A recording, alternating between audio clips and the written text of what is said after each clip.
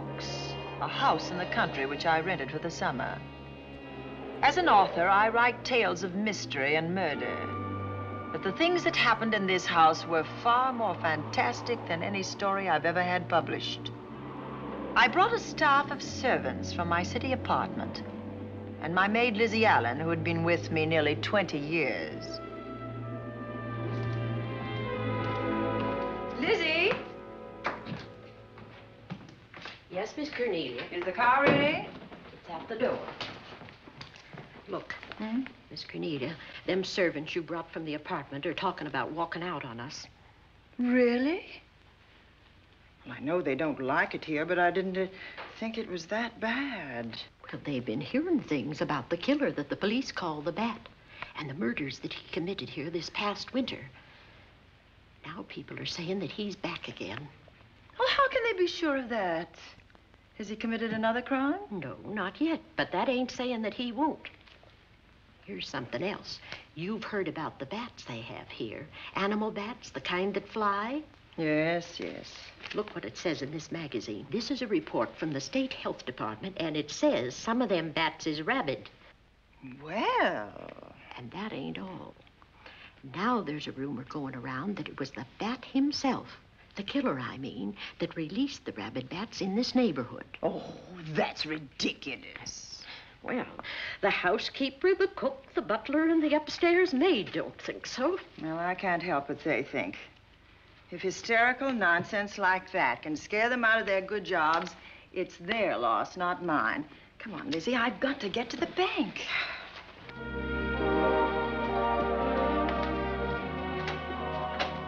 Drive directly to Zenith Bank, Warner.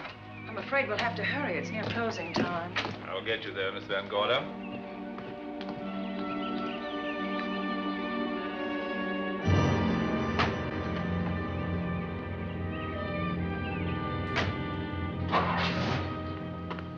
Thanks again. Miss Van Gorder. How do you do, Mr. Barry? How are you? I'm very well, thank you. You remember Lizzie Allen? Of course. Hello, Miss Allen. How do you do? So you're spending the summer with us again? Yes, yes. I've leased the Oaks, the home of your bank president, John Fleming. I heard you had. I was surprised. Why? Is there something the matter with it? No.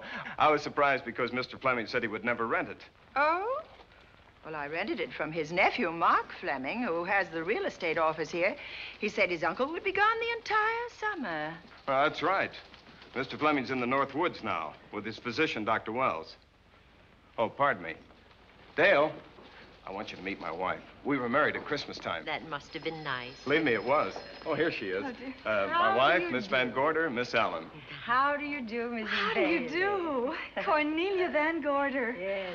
Oh, well, I've read every murder mystery you've ever written. I just adored that weird one, The Private Morgue of Dr. X, even though it gave me the shivers. Only the shivers? Scared hell out of me. Oh. Well, I really mean that Miss Corney killed them off in that one. When you refer to my books, please don't call me Miss Corney. Pardon me, Mr. Bailey. Mr. Hines is here to see you. Oh, yes. Excuse me, please. Don't be strangers now. No, no, I we should won't. say not. Oh, so you're a bride. Well, not quite. Not since Christmas. No, I'm sure I've seen you. Well, I used to be my husband's secretary here in the bank. Of course I remember. May I welcome our most distinguished visitor back to Zenith? Oh, that's very charming, but,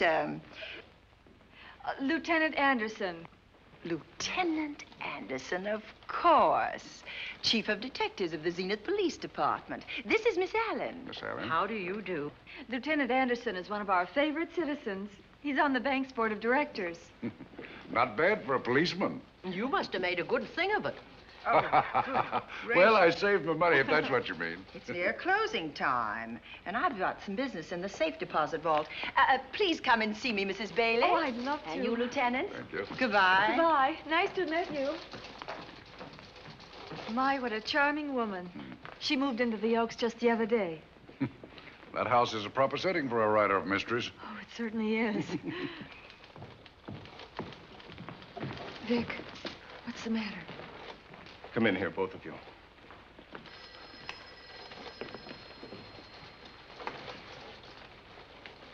Andy, we're in trouble. Wendell Hines came in to pick up $350,000 worth of bonds that we were holding as collateral for a loan. They were kept in our special vault. Mr. Fleming and I are the only officers of the bank who have access to that vault. So? The Hines bonds are gone. That's not all. Other negotiable securities are missing.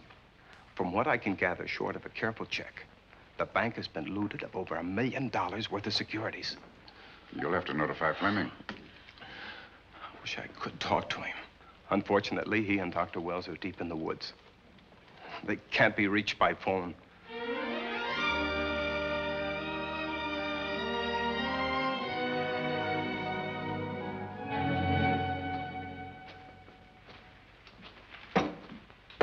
What is it?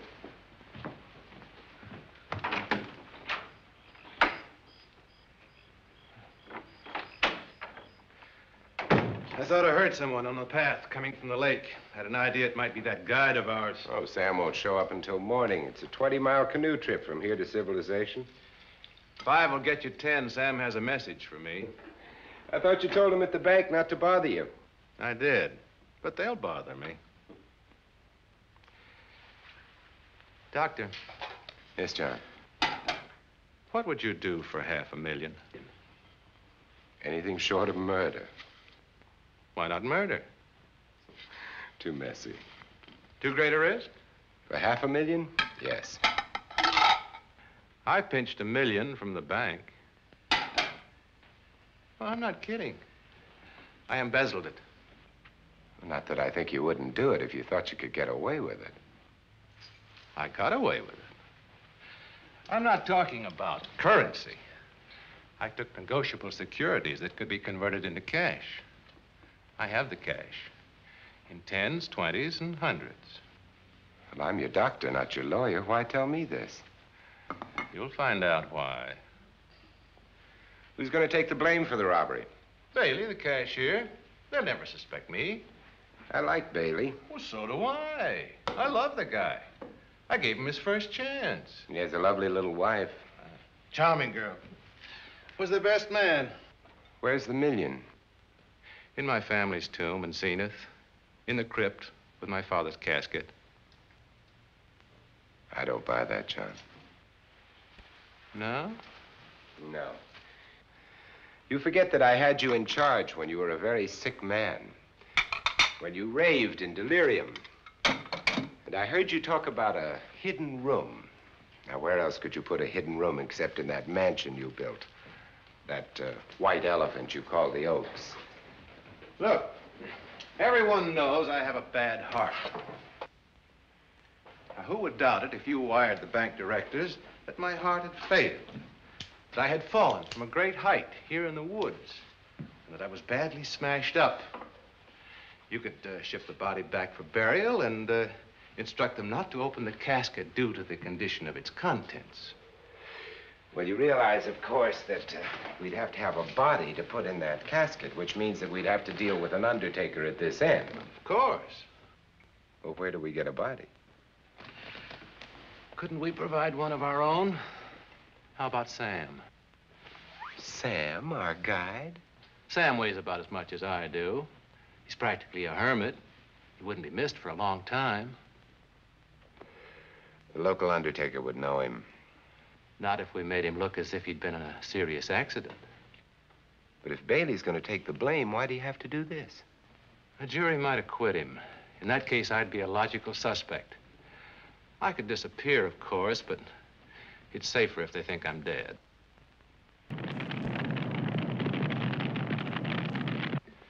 What if I don't go for this deal?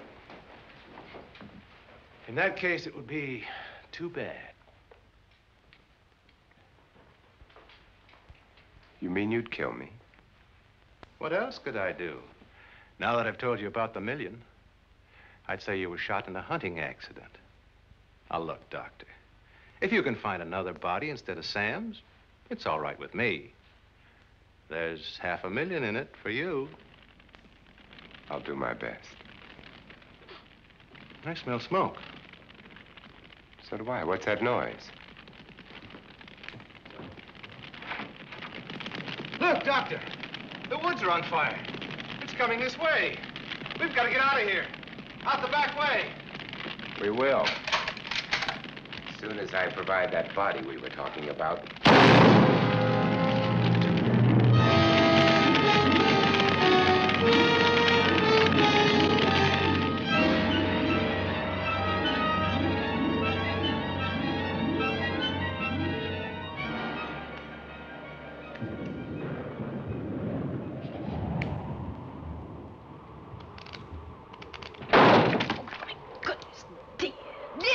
Is that you? Yes, Miss Cornelia.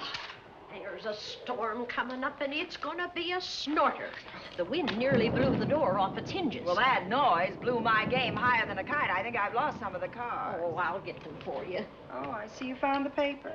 Drat that paper boy, scooting by on his bicycle, just chucked it into a clump of bushes and let it go at that. For land's sake, Mr. Vic Bailey's been arrested. Oh? I think. Victor Bailey, vice president and cashier of the Zenith Bank, was arraigned before United States Commissioner Alvin Fielding, charged with the embezzlement of over $1 million.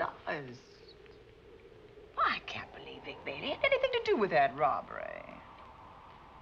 Oh, well, I see our landlord is home again. Landlord? Mr. Fleming. Dr. Malcolm Wells is back in town with the body of John Fleming, president of the Zenith Bank, who was killed in a forest fire. Mr. Fleming will be laid to rest in his family's tomb on Friday. And I hope he stays there. Well, why shouldn't he? Well, this is his house. And ever since he died, some funny things have happened here. For instance? The housekeeper, the cook, and the butler said that they heard strange noises at night. And the upstairs maid swore that she met a man without a face coming up the back stairs. Oh, so that's why they quit and left me to run this place without a staff. They didn't tell you, Miss Corney, but the truth is they were scared to stay. But you're still here, Lizzie. Haven't you seen anything? No. No, and even if I had, I ain't afraid of ghosts. They're afraid of me. Honest, Miss Corney, a spiritualist told me once that ghosts was allergic to me. But this Bat feller they keep talking about in the paper, I guess he'd be different. No, I don't think you would have the same effect on him. Oh, dear. What are they trying to do? Drive people away from this part of the country? Why, what does it say about the bat? Specialty seems to be killing women. My goodness, 2 of them in one night. All his victims died the same way, like their throats had been ripped open with steel claws. That's a charming little caper. I'll have to try it sometime. In a book.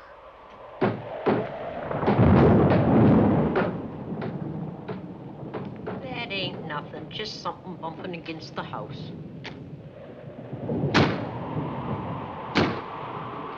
That's just the wind banging a door. Pay no attention to it.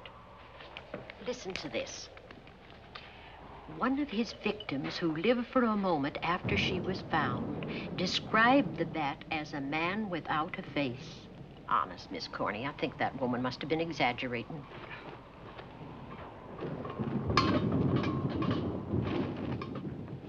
That's just that heavy tapestry at the top of the stairs. I know. I've heard it before on a windy night. That sounds as if there was someone on the stairs. I know there isn't. At least there shouldn't be. There ain't. Them's just the noises you hear in any old house on a windy night. It says here that the bat never leaves no fingerprints. That's understandable. Having no face, he probably has no fingers either. Lizzie!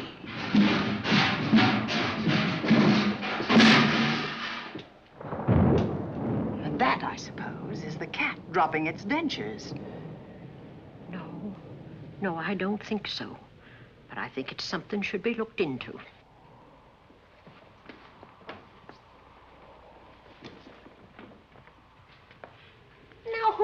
kept him down here?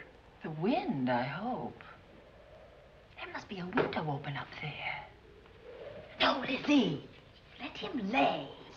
Let him sleep it off.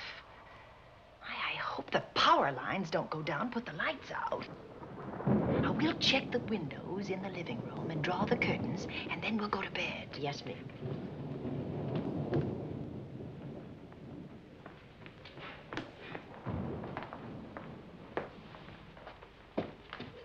I won't be a minute.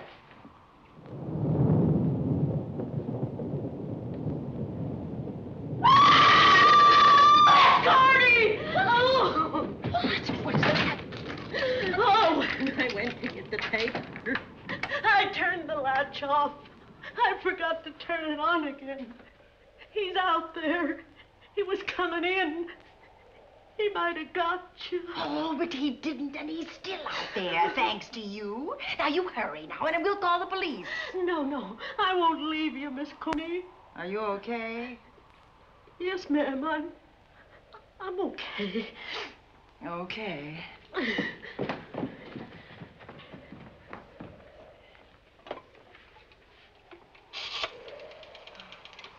Operator? Give me the police department, please. Zenith Police Department. This is Cornelia Van Gorder. I'm living at the Oaks. We know about that, Miss Van Gorder. Just a moment ago, a man tried to force his way into this house. You're not alone there, are you? What about your servants? Well, I have none except my chauffeur, and he's away. He won't be back until the morning. Now, there's only 2 of us here tonight, and we're going to lock ourselves in my room. Now, if any of your men see anything, will you have them call me?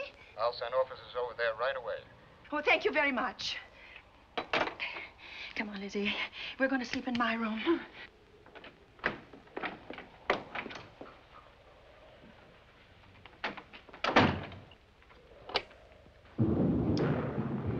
Well, nothing can get at us in this room now, I think. This door seems good and solid. Like the door to a tomb.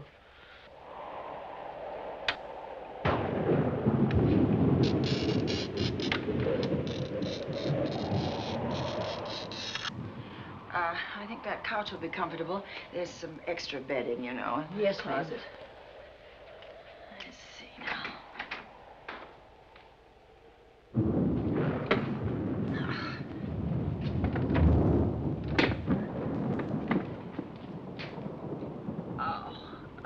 Huh?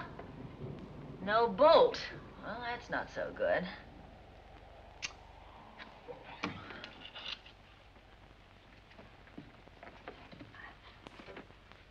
Oh, what's that for?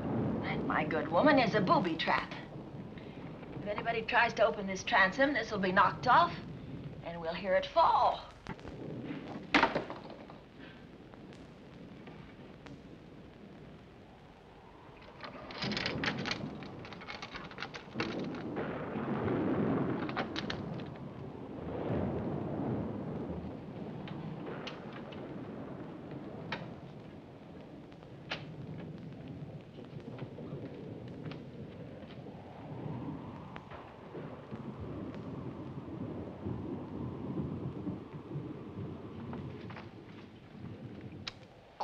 Fiddlesticks. I forgot my night things, my robe, my gown, and my slippers. I'll go get 'em now. Now, wait a minute, Lizzie. I'll go with you. Now, don't you bother, Miss Cornelia. My room's just down the hall. Lizzie, I told you to wait. It's all right. I'll only be a second. Get in here. Get in here.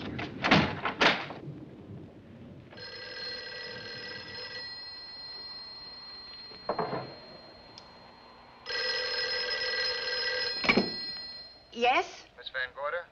Yes? Zenith Police Department. There's a police car just outside your house, and the officers in it have reported that there's no sign of a prowler anywhere on the grounds. Well, the man's inside now. He's in the hall, just outside my bedroom. Have your men break through the kitchen door and search this place from top to bottom. Okay, Miss Van Gorder. Sit tight. I will. I have a gun, and I know how to use it.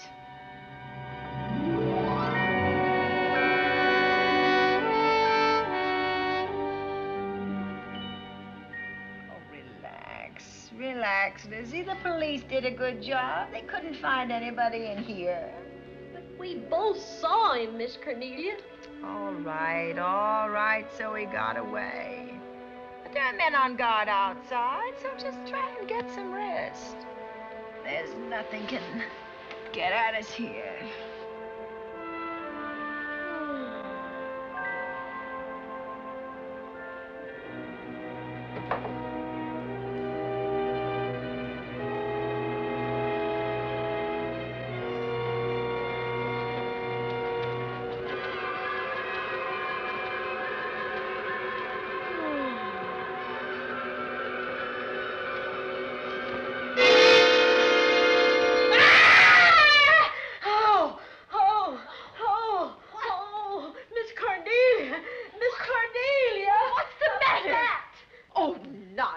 You've had a nightmare. Maybe I did.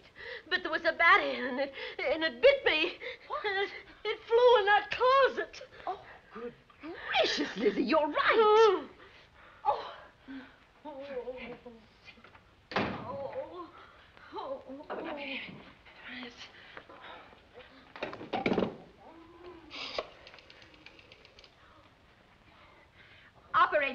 Operator, will you get me Dr. Malcolm Wells' office, please? No, I don't know his number, and I have no phone book up here, but this is an emergency. Will you connect me with his office, please? Oh, dear, I'm going to get the rabies. Hello? Hello? Dr. Wells' office? This is a call service. Dr. Wells is out at the moment, but if you'll give me your name and number, I'll try to locate him. Well, this is Miss Van Gorder of the Oaks. My maid has just been bitten by a bat that may be rabid, and she must have treatment as soon as possible. And I was told that Dr. Wells was the nearest physician. I'll try to find him for you, and if I can't, I'll send you another doctor. Oh, well, thank you very much. Oh, he's out on a case. Oh. Oh, I hope it's not a delivery. A baby, I mean. They can be terribly complicated. It never bothered me none. Oh, Lizzie, you never had a baby. Of course I didn't. That's why they never bothered me. Oh, does it hurt, huh? Little.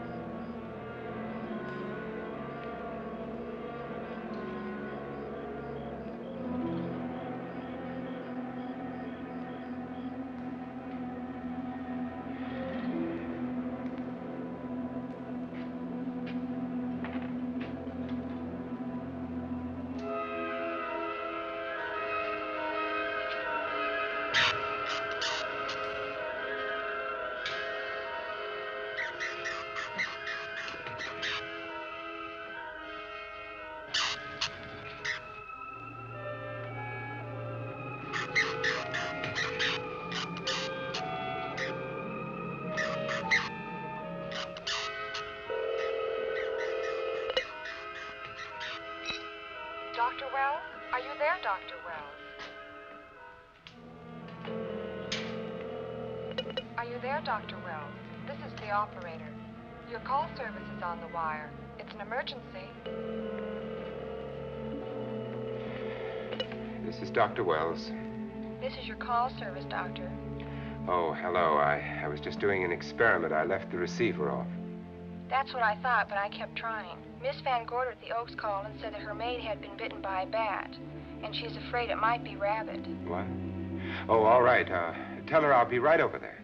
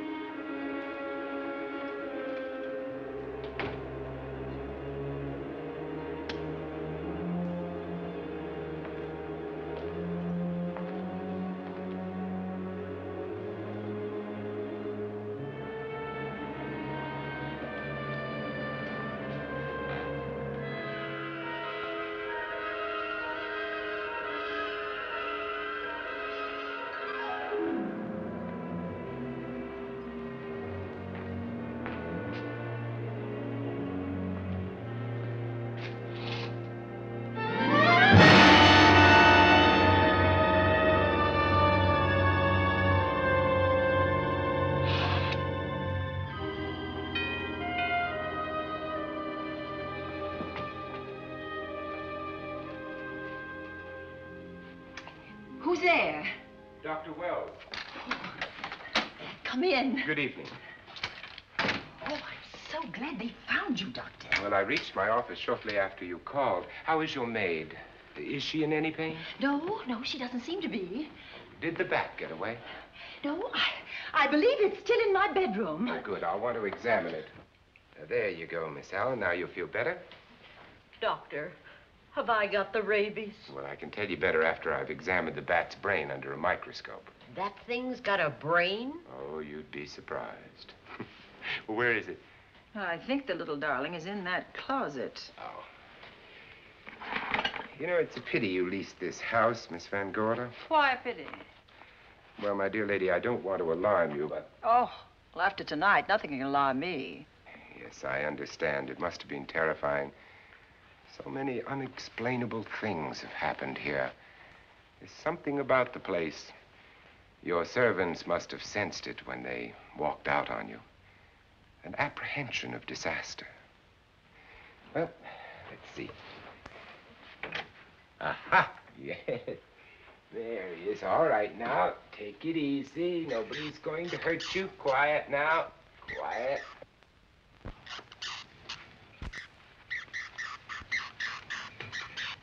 He looks quite normal. Doesn't seem to be sick at all.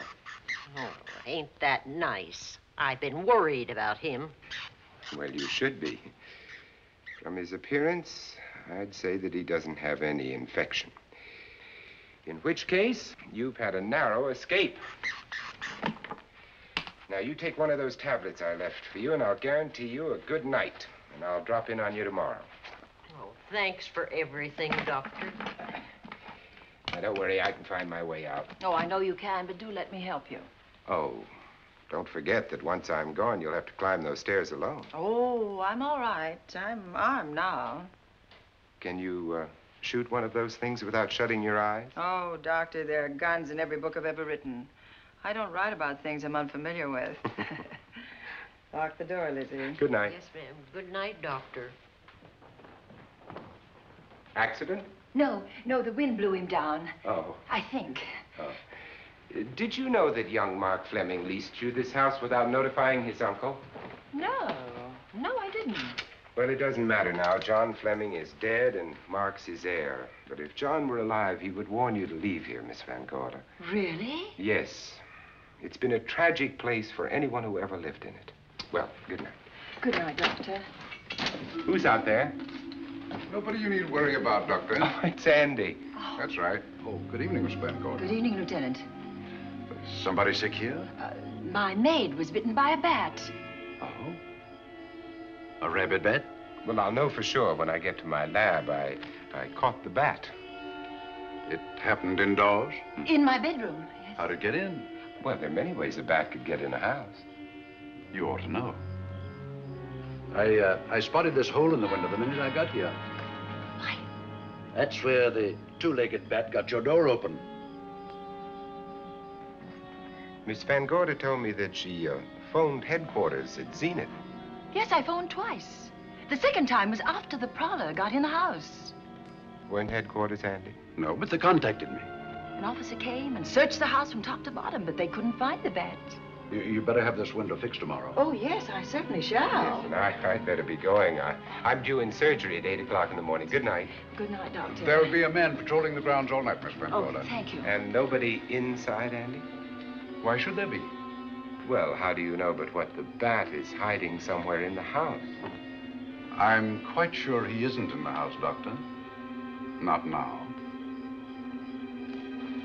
Good night. Good night.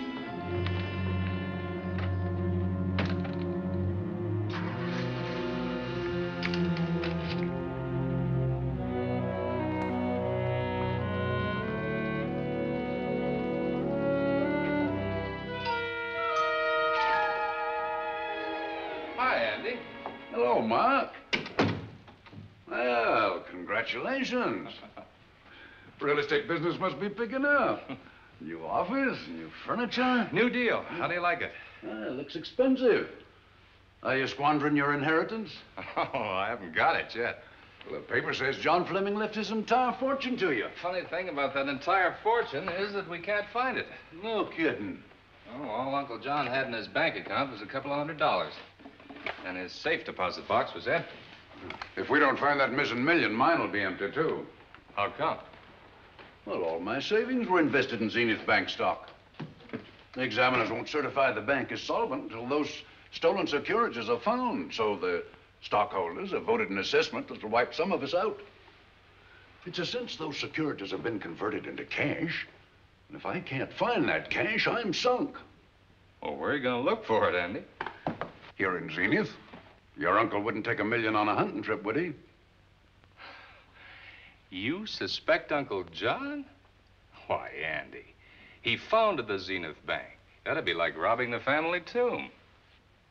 You think he wouldn't? Well, besides, Vic Bailey's fingerprints are all over the vault. Now, they didn't find any of Uncle John's fingerprints. Because he wiped them off. Can the defense prove that? They'll try to. Judy Hollander, Bailey's secretary, is a defense witness. And they believe her testimony will have a powerful effect on the jury. Oh, well, she has a powerful effect on me. Judy's a doll. Here's the book you mentioned, Judy. It's your newest one. Yes, it's just been published. You can have that copy if you wish. Oh, it's a first edition and you've signed it. Yes, of course. Thank you so much. May I serve tea now, Miss Van Gorder? Yes, please do, Warner. Thank you. Well, I see you've engaged new servants. Yes, of course. Well, how did you persuade them to live in this house? Well, Jane Patterson, my new housekeeper, knows this house better than you do, Doctor. Oh? She worked for John Fleming. And Warner was my chauffeur. Chauffeur turned butler? It's incredible. He can play any part at a moment's notice.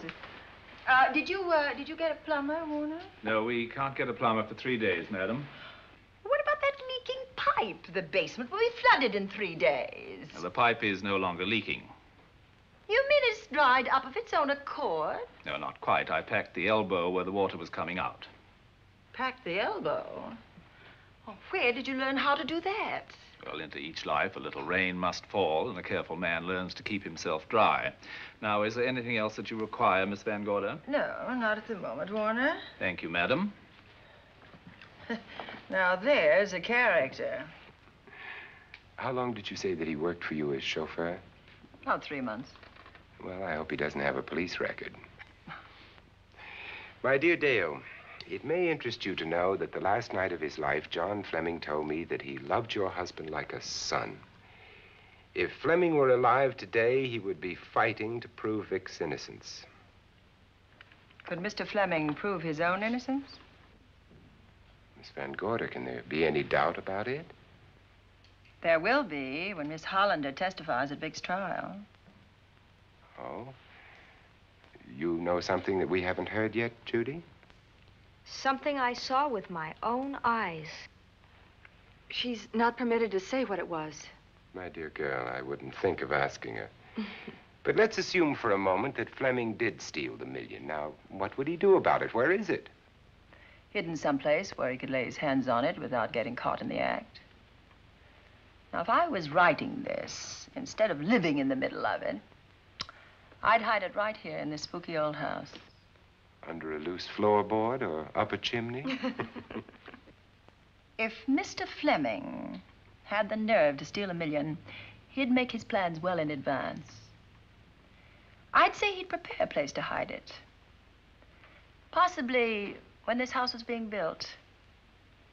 Now, I rented this place from Mark Fleming, his nephew. I wonder if he'd have the floor plans. I'll ask him. Yes. Lizzie, will you bring Mrs. Bailey the phone? Oh, you ask him now. Okay. His number is Summit 7537. Oh, thank you, Lizzie. Summit 7537. Not bad, eh, Andy? That means new business. Now, you see, somebody wants to buy a house. Mark Fleming speaking. Oh, hello, Dale.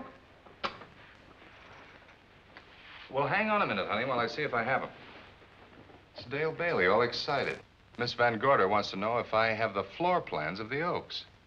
Now, what would she want with the floor plans? Well, she suggested to me that your uncle might have hidden the bank loot there. Are the plans here? Somewhere in the house itself. Wait a minute, there is a place where Uncle Johnny might have kept those blueprints. What place? Well, I heard him talk about it a good many years ago. I can't be sure of the exact location. Anyway, I don't think the old boy had the guts to steal $1 million. But if I find those plans, I'll let you know, Andy. Hello, Dale. Look, honey, I haven't seen those plans since I was a kid, but I'll come over tonight and maybe we can find them. Thank you, Mark. We'll expect you. He seems to think they're here in the house somewhere. He's coming over tonight. Well, that's good. Dale and Judy are my house guests for the weekend. Would you like to have dinner with us tonight? Oh, no, thank you. I couldn't. I still have a few calls to make. You know, if Judy's testimony is going to clear Vic Bailey and implicate John Fleming, others may get the idea that there's buried treasure in this house. Don't even mention your testimony until you're actually on the stand. Oh, I won't. That's a smart girl, Judy. And a very lovely girl. Well, good afternoon, ladies. Goodbye, Dr. Wells. Come on, girls, let's go.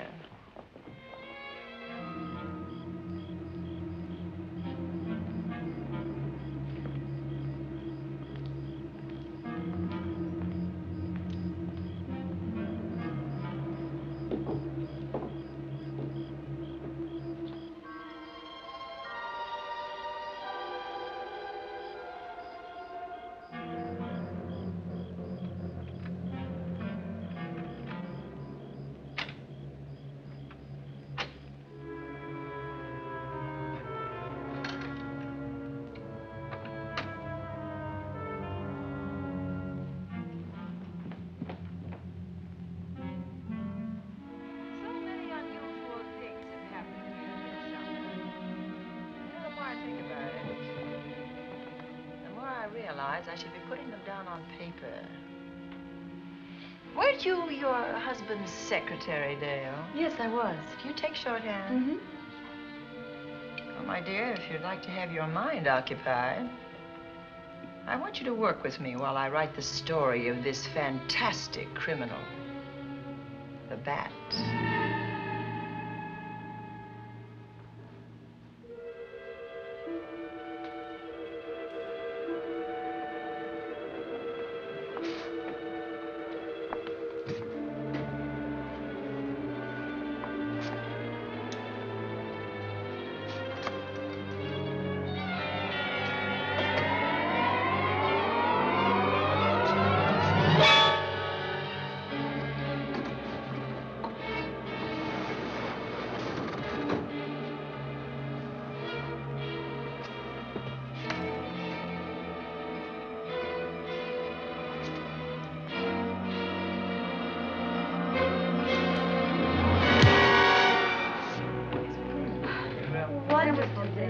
Thank you.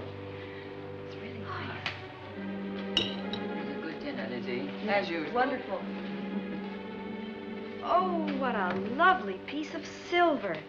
It's an original, isn't it? Yes, they still use them in England for buffet breakfasts. Some hot water in the bottom. Should keep us hot, your sausages and your scrambled eggs. Interesting. It's very useful. Really nice.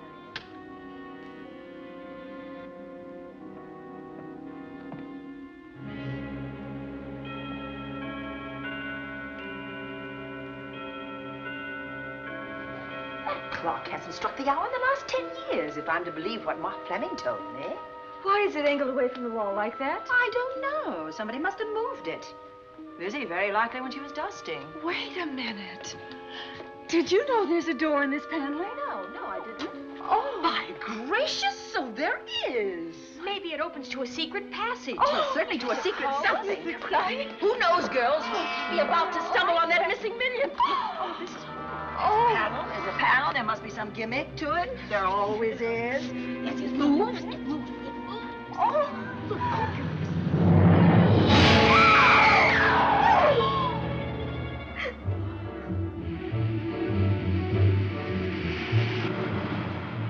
Calling car 11. Calling car 11. Proceed to the Oaks in Zenith Township immediately. A homicide has been reported.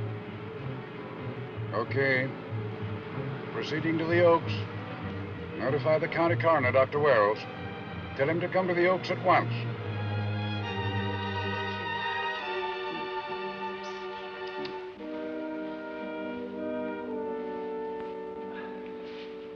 Horrible.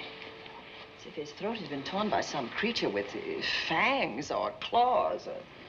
That's his sign. We found it on the others he killed. I'd hoped those reports that he was up to his old tricks again were pure imagination, but apparently they're based on fact. He's come back.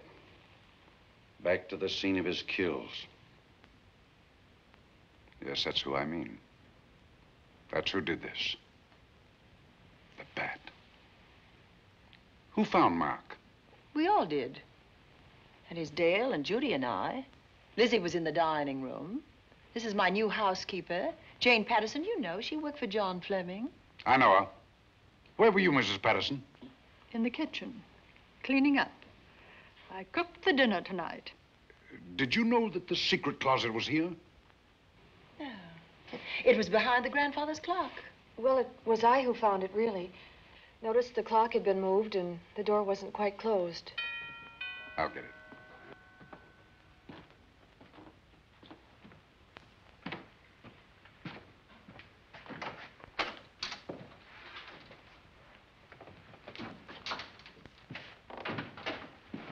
Who is it?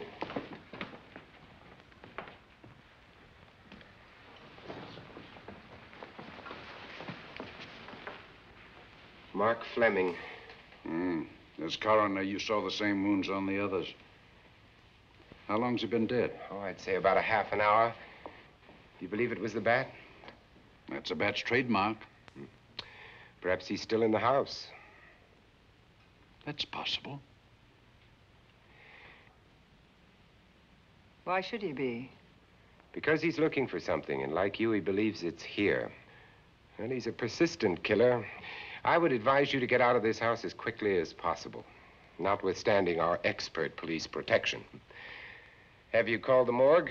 They're on their way here. Oh, good. I want to examine the body before they get here. May we take it into another room? Yes, to the sunroom in the back. Thank you. Give me a hand. Excuse me.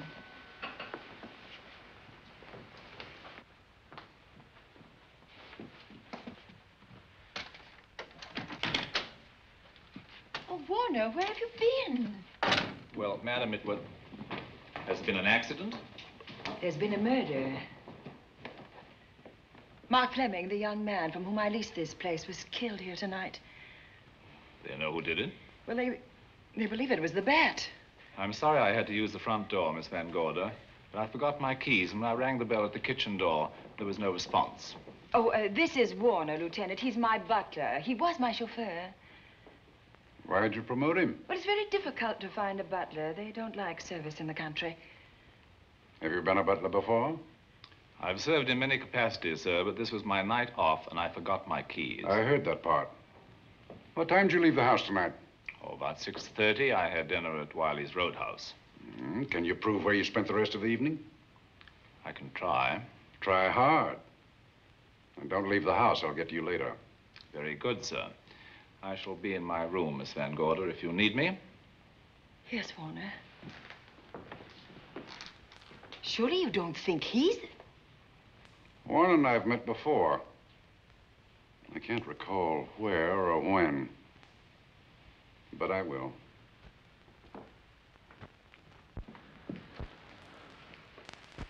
There'll be a crew here shortly from headquarters, dusting for fingerprints, taking photographs. But in the meantime, Mrs. Patterson, you aren't leaving the house tonight, are you? No, Lieutenant. Don't. I'll talk to you in the morning. Good night. Good night, sir. Good night, Miss Van Gorder. Dale, I was with Mark Fleming this afternoon when you talked to him about the floor plans of this house. I heard him tell you he was coming here tonight. Dale called him at my request. She told me he was coming. Who else heard her tell you that? Judy, Lizzie. And that nice Dr. Wells. Dr. Wells. There are few killers who kill for the fun of it. The bat very likely is a mental case, and I'm convinced that his crimes are motivated by his mania for personal gain. There's $1 million at large, and he's going to keep on hunting for it until he lays his hands on it. Now, these young ladies are staying here tonight? Yes, they're my house guests. Well, when my crew arrives, we'll be busy for a while, so I'd suggest that we go to our rooms? That's a very good idea. Come on, girls. What about a police guard for this house tonight, Lieutenant? You've got one. I'm going to cover this place tonight from the attic to the basement. If the vet makes another call, I'll have a little surprise for him.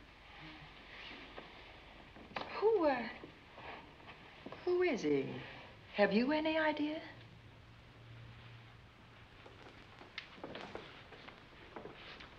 He could be anybody. So far, there are clues to his identity, but nothing we could take before a jury. I'm afraid we must look higher than the criminal world. He may be a merchant, lawyer, doctor, scientist, one of the pillars of his community. Ladies, lock your doors tonight. Stay behind them. I promise you you'll be safe. Good night. Good night, Lieutenant. Good night.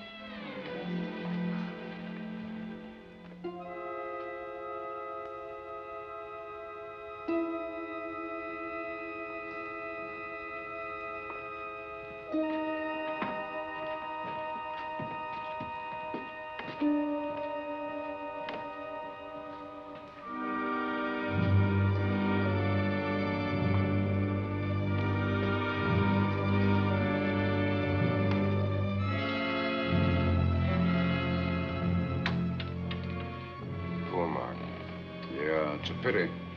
So young. Well, Doctor, do you agree it was the bat?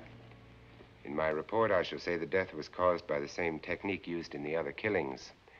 A paralyzing blow to the throat, followed by severe lacerations of the jugular, resulting in excessive hemorrhage. In a layman's language, he didn't know what hit him. Oh, he knew. But he didn't have time to think about it.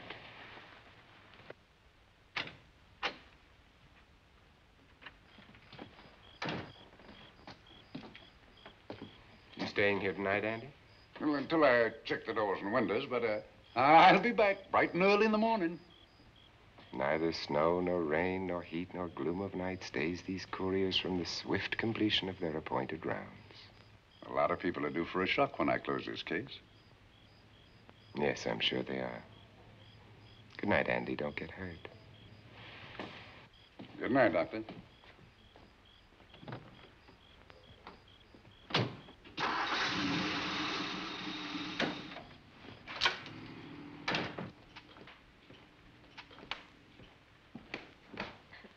You know, I think we'd better let you get some sleep. Oh, Lizzie and I share this room for mutual protection.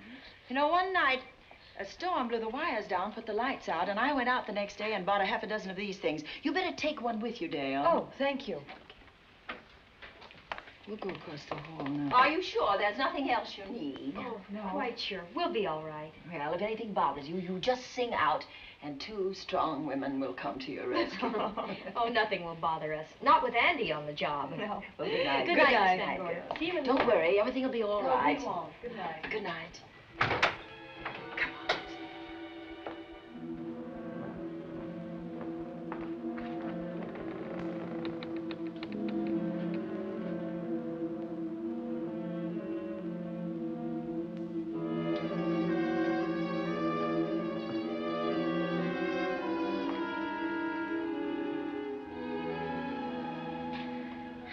I don't think I'll sleep tonight.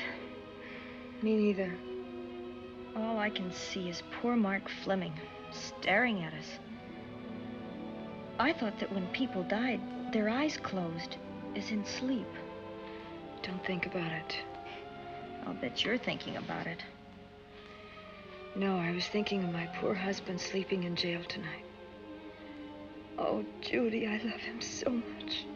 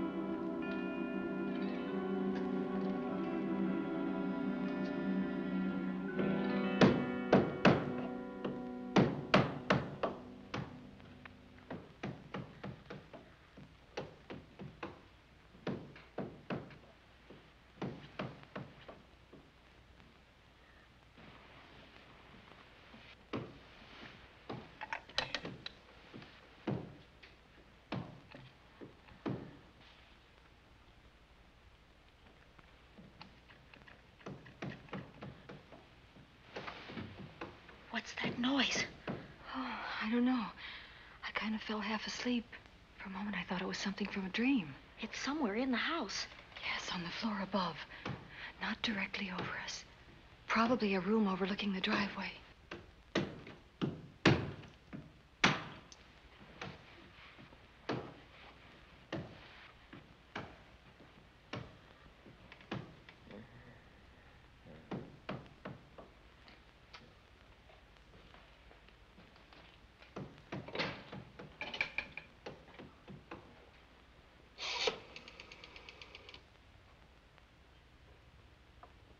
Should we call Miss Van Gorder?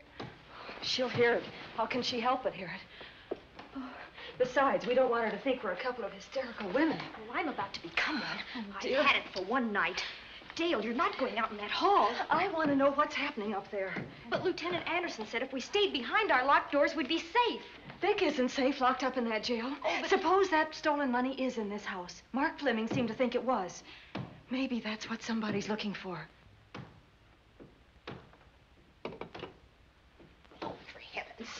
Don't you hear that awful noise up there?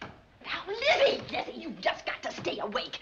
The house phone and the outside phone wires have been cut, and we can't get help. Where's that policeman? Oh, I don't know. Something must have happened to him. Now, go on, get on your robe. Oh, Dale, please don't go up there. I've got to. Think what it could mean to Vic. Now, you stay here. Oh, no. If you go, I go.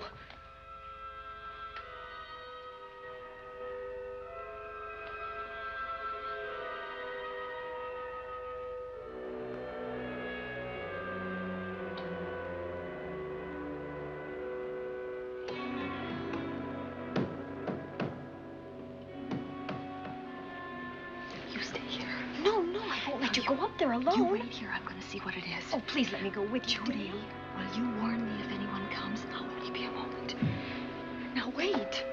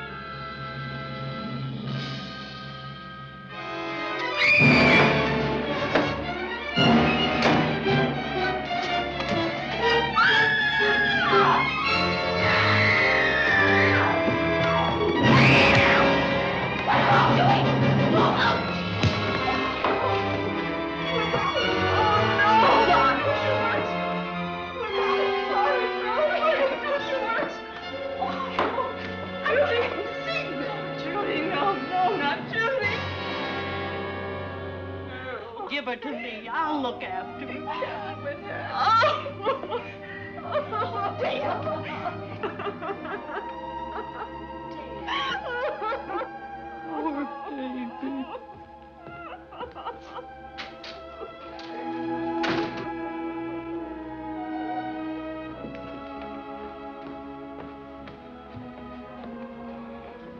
Judy.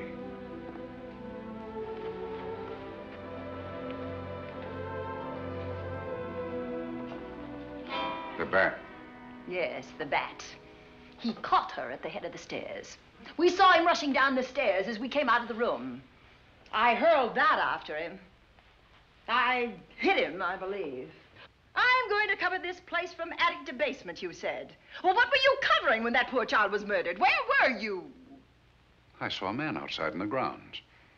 I went out there and hunted him. I heard him in among the trees, and so I followed the sound of him as far as the brook down near the back road. And then I lost him. I'd rather give my own life than have this happen to Judy. But I told you to stay in your rooms and lock your doors and stay there. What was she doing at the head of those stairs? That was my fault. They heard a strange noise. Heavy pounding in one of the rooms on the 3rd floor. We all heard it. I wanted to see what it was. Judy, well, she wouldn't let me go out by myself. I made her stay on the balcony. What about your new butler? Oh, well, he's in his room, I suppose. Oh, Mrs. Patterson. Oh, yes. Did you know what happened here? No, sir, but I heard the screams. I went to call Warner. We have rooms on the same floor, but he wasn't in his room. His bed hasn't been slept in. If Mrs. Patterson heard the screams, Warner could certainly hear them. You're quite right, sir. I heard them. Oh, you did? And where were you? Outside in the grounds. Miss Holland has been murdered. No. Oh, so you're surprised. Shocked. Well, I've seen better performances. I remember you now. Your name's not Warner. I've got a circular in my office with your picture on it. The Chicago police not so long ago were hunting for you in connection with the robbery. You're right again, sir. And they found me and they tried me and I proved my innocence and I was acquitted. That could have been a lucky break. Where were you when this child was killed? I told you before, sir. Outside. What were you doing there? I was following you. I saw you leaving the house, and it seemed that you were hunting someone. I thought you might need some help. Oh, yes, sir. I followed your flashlight down through the trees. Then it disappeared. And then suddenly, as I was staring out into the darkness, I was struck by something on the back of the head. The next thing I knew, I was lying on the ground. I realized I'd been knocked out. I wish you had been knocked out. But then we'd have found you with your mask still on your face. You were hit here in this house with this poker as you were rushing down those stairs after that child was killed. Oh, no, sir. You can't pin this on me. I'm not the bat. I've never killed. I couldn't kill. I won't take the rap for this.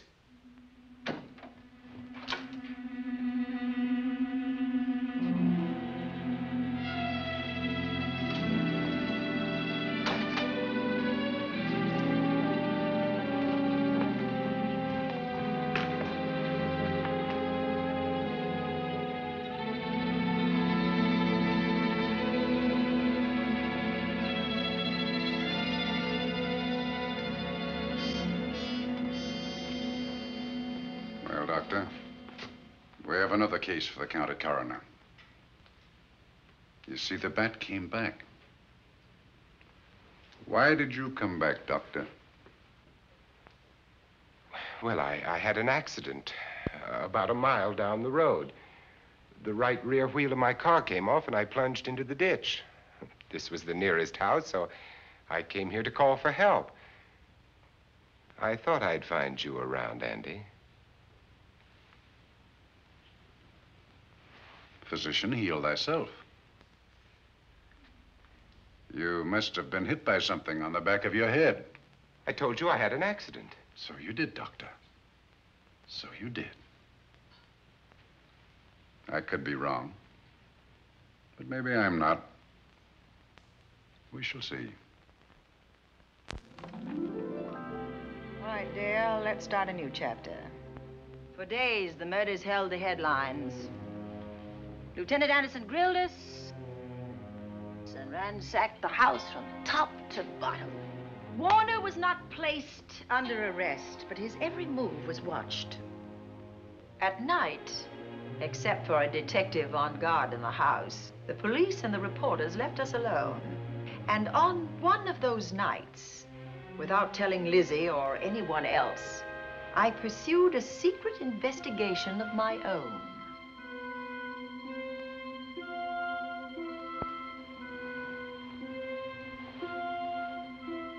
It was in an empty room on the 3rd floor where we kept our trunks and other things.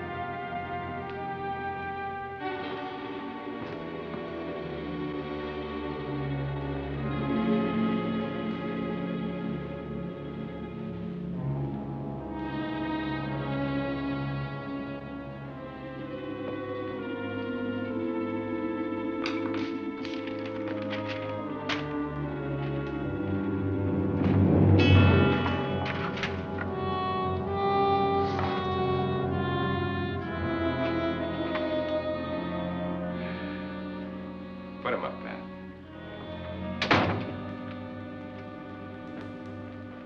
It's a bright idea to kill me in my own lab and let people think that I'm the bat.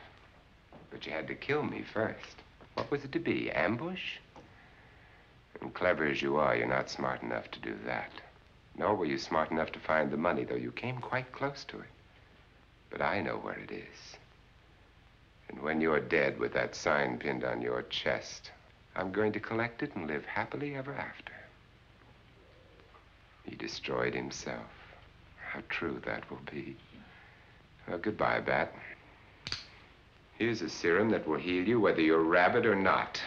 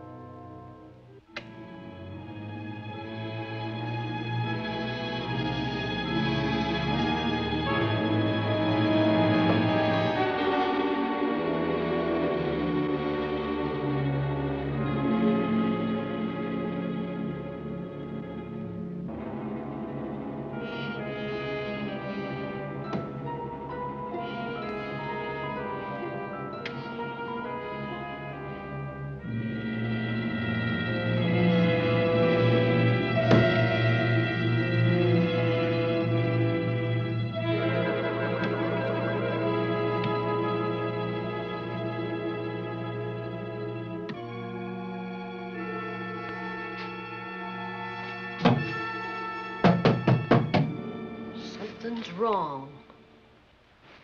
Something's wrong.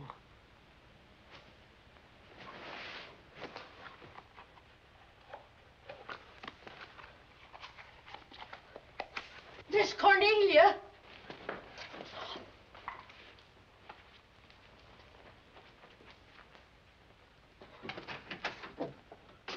Miss Cornelia.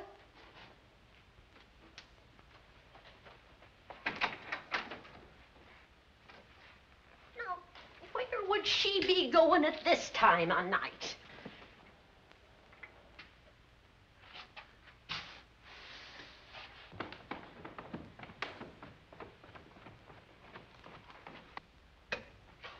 Well, land's sake.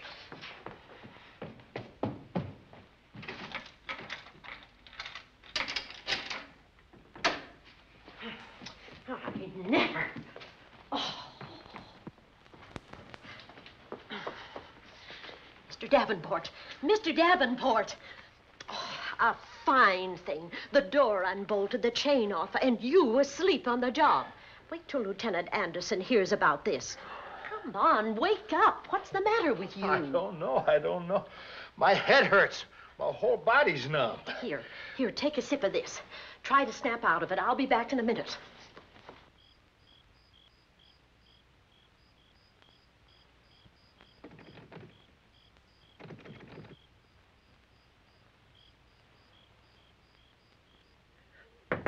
Hurry, will you? It's Lizzie. I'm terribly worried. I can't find Miss Cornelia anywhere, and something's happened to the policeman. I don't know what. Get Warner. Bring him to the drawing room. Tell him we need him.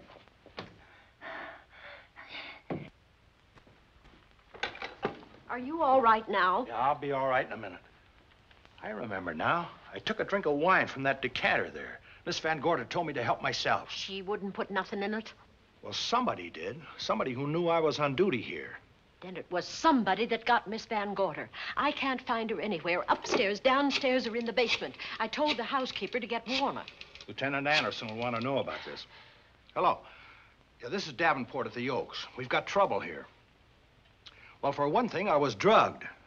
Yeah. But I must have been knocked out because the maid tells me Miss Van Gorder is missing. Well, you better call Anderson and let him know. He's not at home. Well, where is he? Out on a case? What case? Dr. Wells. What else did they tell you about it? Oh, hurry, will you? We've got to find Miss Cornelia. Okay. Lieutenant Anderson is out on a case. Dr. Wells was found dead in a room next to his garage, murdered. Dr. Wells? There's something queer about the killing of Wells, but headquarters won't talk about it. Lizzie, Warner isn't in his room. There's no sign of him anywhere. And I was supposed to keep an eye on that guy. Where's Miss Cornelia? That's what I want to know. Wait a minute. Didn't you say that the chain and the bolt were off of the front door? I certainly did. Well, maybe Miss Van Gorder went outside. Oh, she never would. We better look. I can't breathe. There's no air.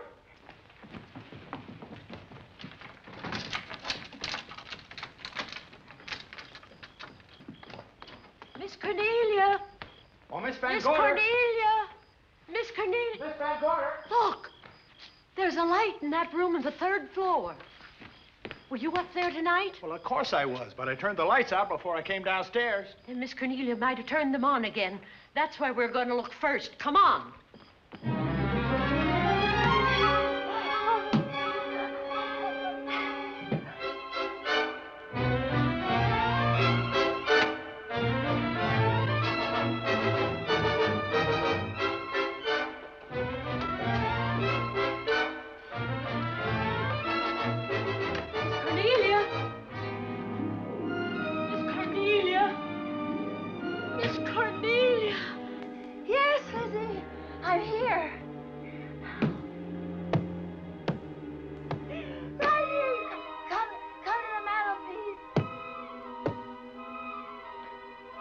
Here we are, Miss Van Gorder. What do we do now?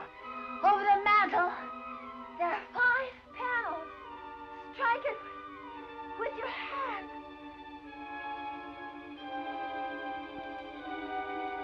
Which panel did you say, Miss Van Gorder? Oh, I can't. I just can't. Miss Van Gorder, which panel? We couldn't hear you. She said strike it. What difference does it make which panel? Strike them all. Look.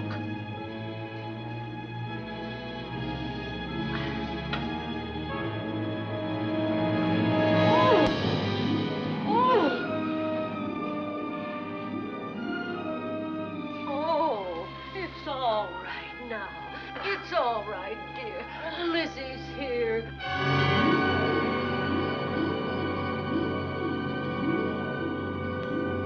Feeling better? Yes, much better. We'll take you to your room. Oh, no, you won't. I'm going to stay right here. I'm quite all right. Oh, how blessed it is to breathe without an effort. You know, no one knows how sweet the air can taste until someone shuts it off for a moment. That room is just like a box. When the mantelpiece closed, it seemed like all the air was drawn out of it. Look, there it goes again. Let it close. I can open it from in here. There's a control panel behind this blueprint. Electric motor under the trap door here. Once the door is open, you can keep it that way. I believe that the fireplace in this other room opens the same way. And it does. I tried to find this, but I couldn't find it. Yeah, it's back at this blueprint here. Well, it's quite a setup. Too bad we can't open that safe in the same way. Take an expert to crack this box or a shot of nitro. Well, maybe that's what the bat had in mind. Could be. Seems he's on the prowl tonight. Miss Van Gorder, Warner has disappeared. And Dr. Wells has been murdered. Dr. Wells? Lieutenant Anderson's on that case right now. Well, does he know what happened here tonight? They got word to him. He'll be here any minute.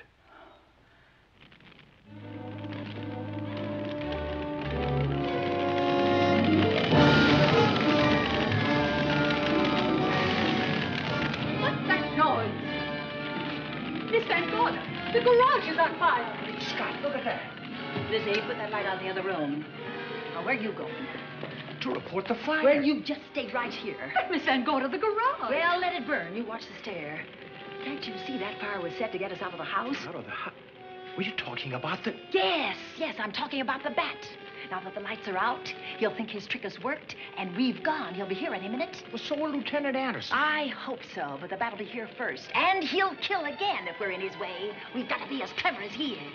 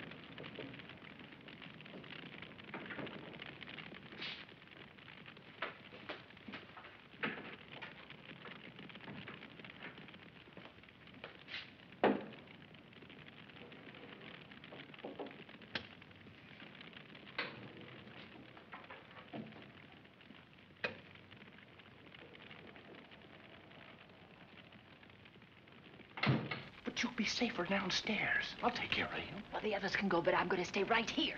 All right, but get out of sight.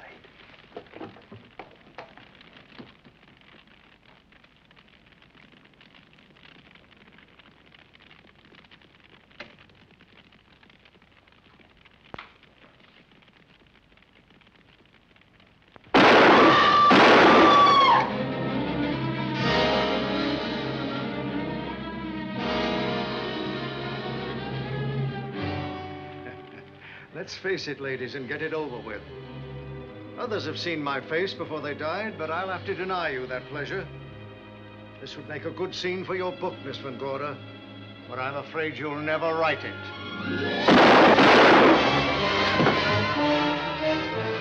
That is Warner. I could tell. You misjudged me, Miss Ellen. Warner! I don't like being a murder suspect, Miss Van Gorder. I was headed for a plane, but halfway to the airport, I changed my mind and came back. I'm glad that I did.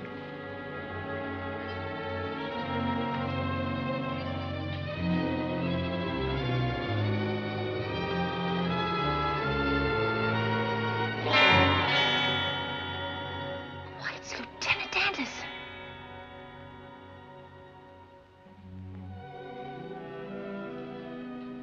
Yes, it was Anderson. He'd discovered the secret of the hidden room and was waiting to get into it and open up the safe. We found the money in it, a little over $1 million in tens and twenties and hundreds. Good old Andy. With all his ill-gotten gains invested in bank stock. It's rather a clever way to hide stolen money. In the open, as it were, and so respectable. But don't try it. No matter how clever you are, you can't hide murder.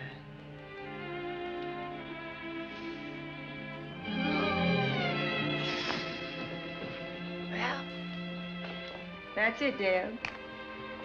That's the end.